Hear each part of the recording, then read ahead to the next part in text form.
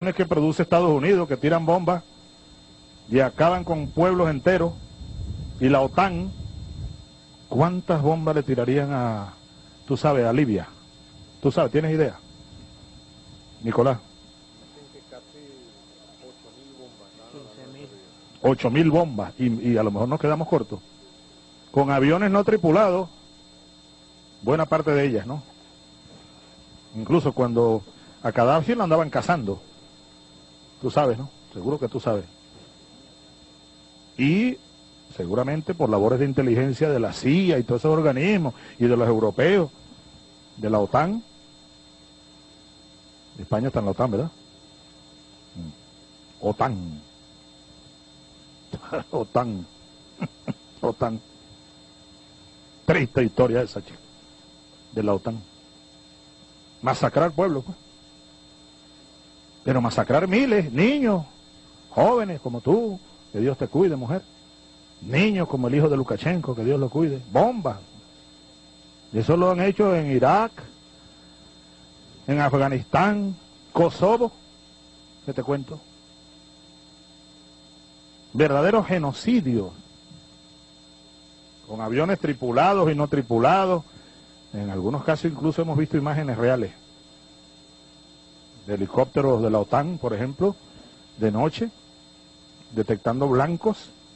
En una ocasión, no, porque tú sabes que detectan es con rayos, no sé qué más, infrarrojo, gracias. Oye, tú sabes eso porque te la pasas montado en un Sukhoi. Y entonces detectaron un movimiento en un bosque de noche. Enemigo al frente, no sé qué más, y fuego, unos niños. ¿Tú viste eso?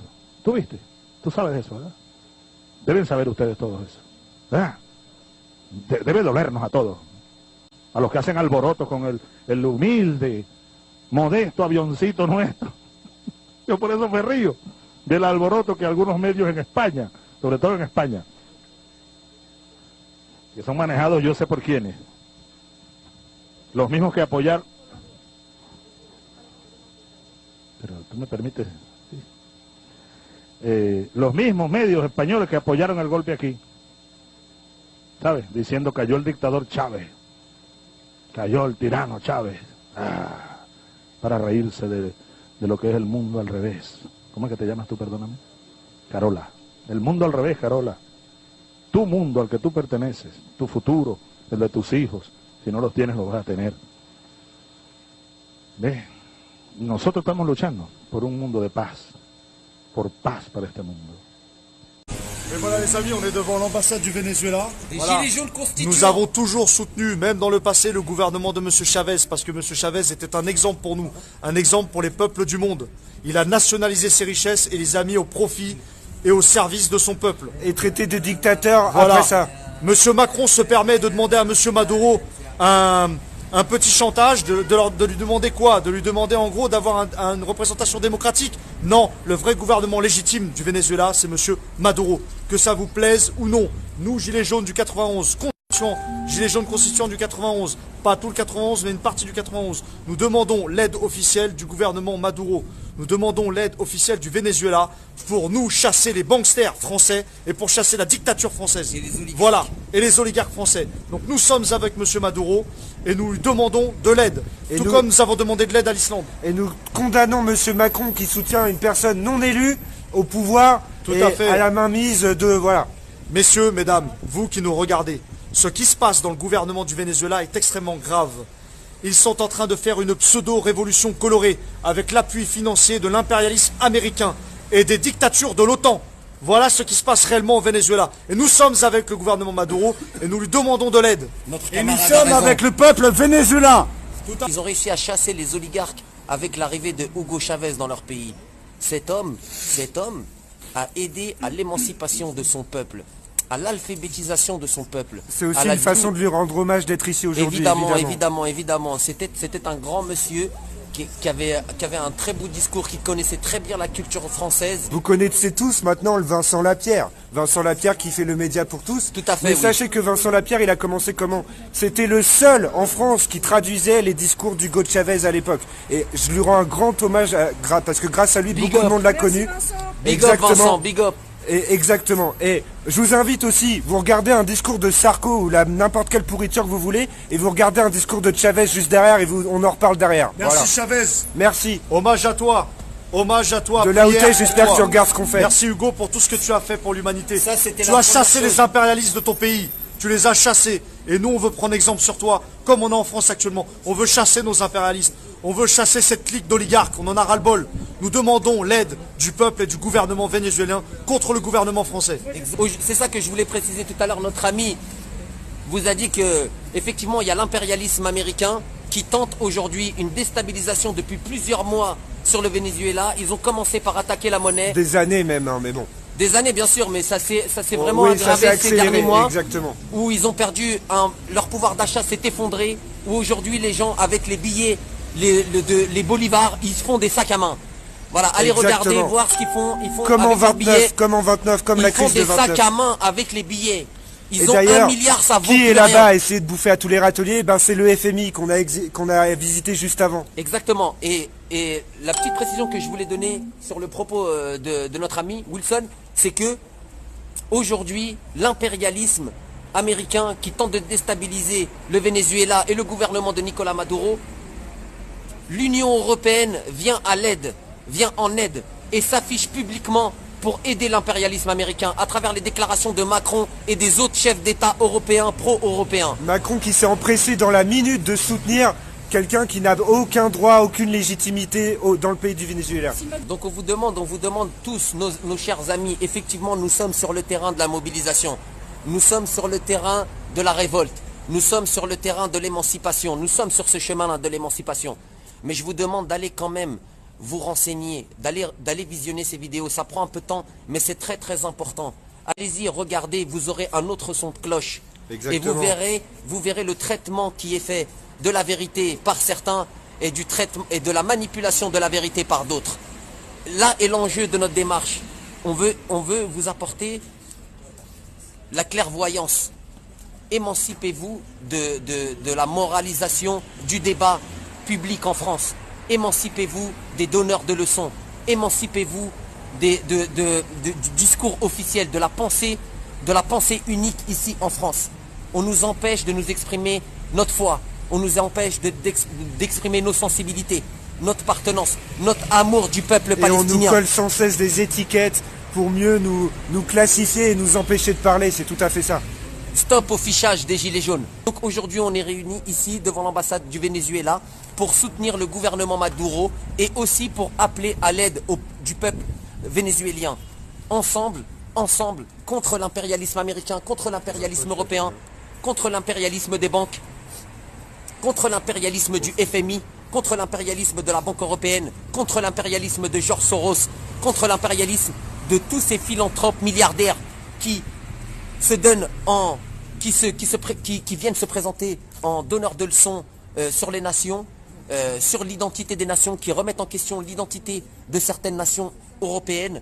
On invite ces gens, créent des déstabilisations dans les pays du Maghreb, dans les pays d'Afrique du Nord, dans les pays du Sahel, et provoquent des déplacements de populations énormes, ce qui alimente aussi aujourd'hui le trafic d'êtres humains concernant les réfugiés qui arrivent ici en Europe. Financé par toujours les mêmes. Toujours par les mêmes, qui financent toujours par les mêmes.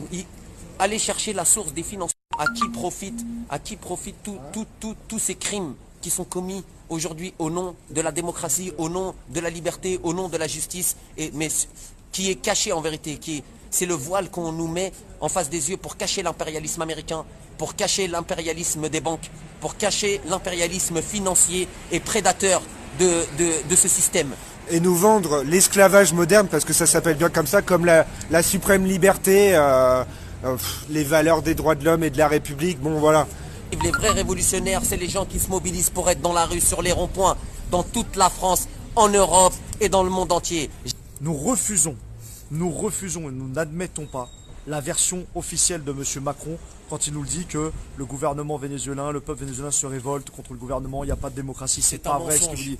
Ils mentent, les médias français vous mentent sur le Venezuela. Nous sommes avec Maduro, nous soutenons le gouvernement Maduro parce que c'est un gouvernement Digne juste. héritier de Chavez d'ailleurs. Exactement. Et si aujourd'hui ils subissent, et si aujourd'hui il y a des révolutions, peut-être légitimes, je ne sais pas, c'est au peuple vénézuélien de s'exprimer. Mais s'il y a une révolution actuellement, une insurrection, c'est parce que les États-Unis d'Amérique derrière Finance. et leurs petits chiens de l'OTAN financent l'opposition pour les renverser parce qu'ils veulent le Et pétrole créent les vénézuélien. tensions, c'est eux qui créent les Voilà. tensions. Et ben nous voulons l'aide du gouvernement Et vénézuélien. via un Sans embargo inverse. économique sur le Venezuela qui n'est pas d'aujourd'hui, qui date Exactement. et qui fait qu'ils sont Eh ben, dans c'est une nous qui allons misère faire un- sociale eh ben, incroyable. nous allons faire un embargo ici. Un embargo de toutes les ressources du gouvernement français. Parce que pour nous, il n'est plus légitime. Macron, dehors, destitution. On a fait une démarche auprès de 2 ambassades pour avoir leur soutien officiel concernant le mouvement des Gilets jaunes, c'est-à-dire d'une part l'Islande et puis après le Venezuela. Au niveau de l'Islande, bien évidemment, ces rapports à leur histoire récente avec les banquiers, les banksters qu'ils ont réussi à dégager et à créer une nouvelle constitution beaucoup plus citoyenne en plusieurs étapes. Et puis, dernier point, c'est avec le Venezuela, où le peuple vénézuélien et la révolution bolivarienne ont beaucoup de points en commun avec les Gilets jaunes. Alors, on ne va pas dire qu'on est à 100% sur la même longueur d'onde, mais en tout cas, il y a beaucoup de points en commun. Voilà. Sino nosotros mismos. Decía Artigas, no podemos esperar nada sino de nosotros mismos. Ya basta para nosotros el imperialismo o aquella OEA que fue durante muchos años, como alguien dijo, algún canciller cubano, Roa, creo que fue, Raúl Roa. ¿Tú sabes lo que dijo una vez Raúl Roa? Sobre la OEA. La OEA, dijo Roa, es el ministerio de las colonias, ministerio yanqui de las colonias. Y en verdad así fue la OEA durante mucho tiempo. Ese tiempo se acabó ya. Estamos aquí creando una nueva América Latina, libre, independiente. Estamos en el camino, no es que todavía seamos exactamente libres, independientes, pero estamos construyéndola. La independencia, esa que comenzó hace 200 años, desde el Caribe hasta la Patagonia, y que tanto ha costado, que tanto ha costado.